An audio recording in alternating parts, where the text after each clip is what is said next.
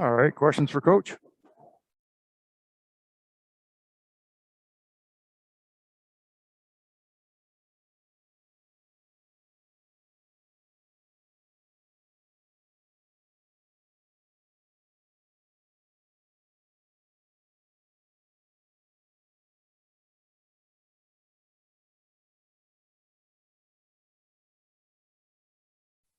Started to dig into Atlanta a little bit, preparing for them with a few days in advance. It's always good to get some practice time in, and they're playing well. Won 4 in a row. Trae Young's playing extremely well, so started to touch on some points as far as that.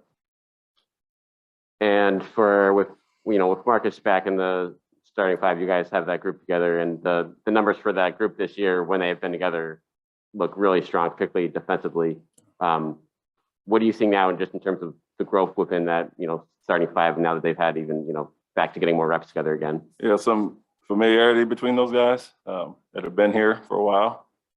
Obviously the physicality is up with strong point guard, big wings, and 2 bigs out there. We have a size advantage, and like our versatility, physicality, connectivity. I mean, it seems like the last 2 games with those guys back, we've been really good to start.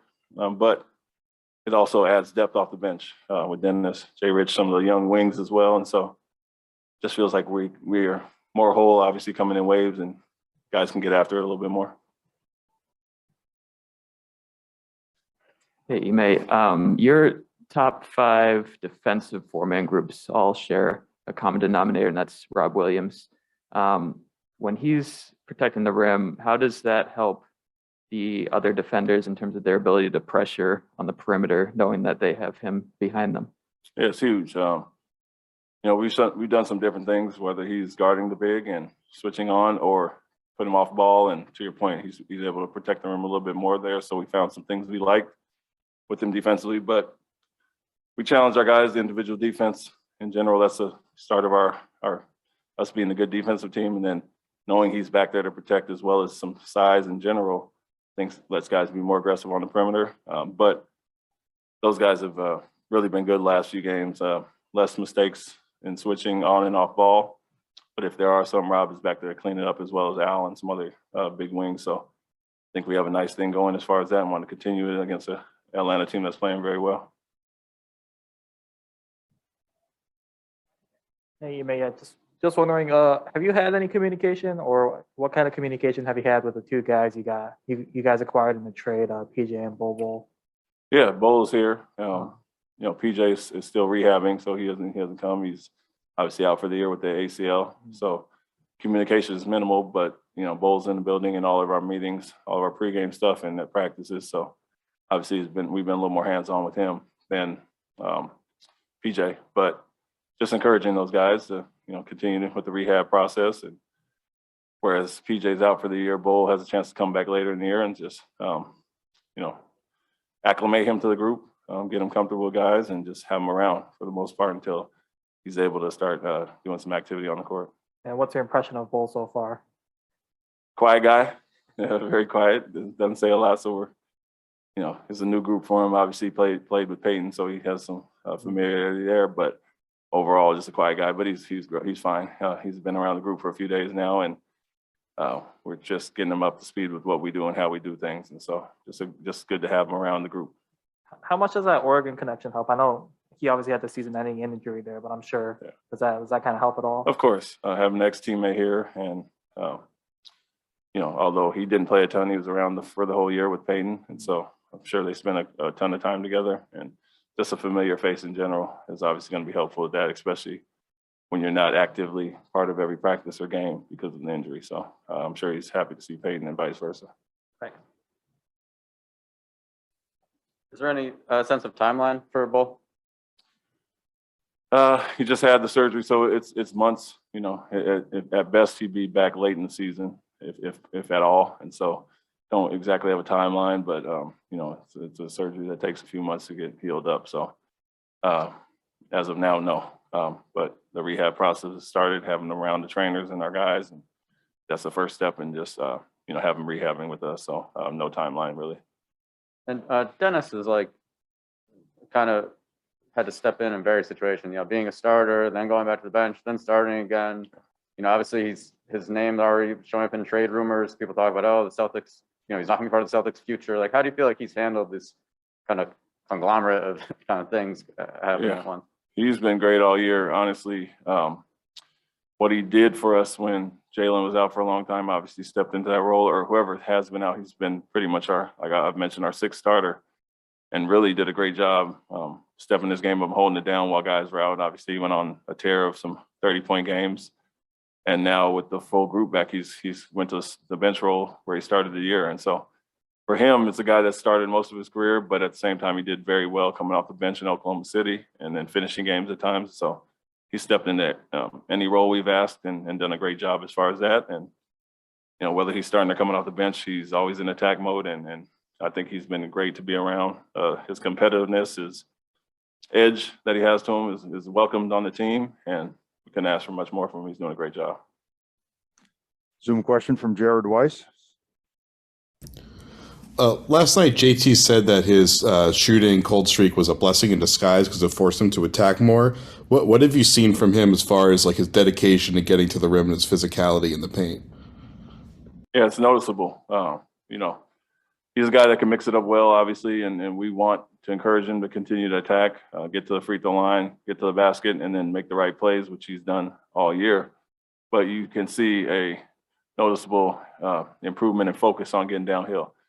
And due to the missed shots or not, the teams are guarding him different as well. But, when the shot is falling, obviously brings the bigs up a little higher and he can attack there. But I think him getting out transition, looking for his openings, it really started a few games ago where he got, 20 drives to the basket against Portland, which was second best of his career. And then finding guys, back-to-back 7-assist games. And then when the shot starts falling, like we knew it would, it opens everything up for him. And so to his point, he may have taken a few less contested shots or settled for some and got in attack mode there. And I think, that puts guys back on their heels where it works vice versa, the other way around where they start to back up and he has a shot to walk into. So stayed confident in his work and in the process and things he does every day, but made a noticeable effort to get downhill. And for us and for him, I think we love the physicality, him getting to the free throw line and uses his body to finish and find guys. Go to Jared again with the follow-up. He started the year kind of really out of rhythm, trying to figure out his timing for how to get deep into the paint, kept getting walled off, or his shots were off, and that seems to have changed pretty significantly. So what have you seen change as far as like the timing of his drives and his pickups and things of that nature? What kind of finishes he's going for? I think he's being patient, very patient. He's mixing up well. Like teams have to come up on him because he's such a great shooter off the dribble and has been throughout his career. And honestly, he was just like the jump shots that he was missing were good shots. He was missing some easy bunnies at the basket early in the year. And so maybe that was legs, a little fatigue or carryover from the long off season of the Olympics or whatever it may be, but feels like he has his base up under him a little bit, finishing much stronger, getting the free throw line. And so, it was one of those things where we loved where he was getting. It was just missing some easy ones. And so I think with him shooting the ball he is now, the way he is now and distributing as well, it kind of opens up the basket for him. And he's recognizing who he's playing against, shot blockers versus guys he can kind of go through, and just doing a great job overall of recognizing what he has game to game. John Corrales. Yeah, sticking with Jayson, how much did all of the emphasis on him making plays for others kind of distract him in a sense from the scoring that he's been known for his whole life? How much of the focus on reading for other people took him away from some of his own offense? I wouldn't say anything specific. I mean, the shots that he takes are the shots he's always taken from the perimeter. It's more so when he's getting to the basket and recognizing the crowd that's around him. And, whether it's a shot blocker coming over, like I just mentioned, just that's his next step is having to read that and split second decisions that he has to make, whether it's a drop off, kick out or looking to finish. So something he has to improve on regardless. Teams are going to throw several different coverages at him. And like I said, he was missing a lot of easy baskets, in the paint early in the season. It seems to be that he's finishing those, but at the same time, he recognizes when the crowd is there and he's making some great passes. Obviously, as you saw last night, when he got blitzed quite a bit, he found guys on the perimeter, found Rob in the pocket, and then we have the numbers behind that. So I think he's doing a great job, and I wouldn't necessarily say the lack of finishing was due to him trying to pass too much. Final Zoom question from Bobby Manning. Hey, Ime, looking at the synergy data last week, you guys are the top team in points per possession out of timeouts. I know every situation's different when you're calling plays out of timeouts, but what would you kind of attribute to your success in those situations? What kind of approach have you kind of taken on in those situations? I'd say recognizing advantages, what has worked well for us matchup wise on the court.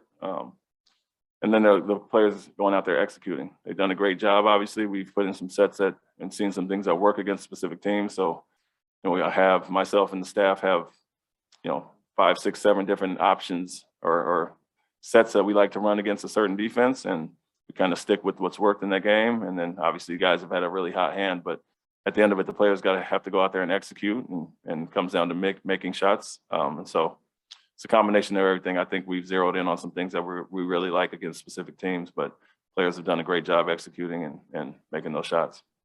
We'll wrap it up right there. Good luck Friday night. Thanks, Coach. Thank you.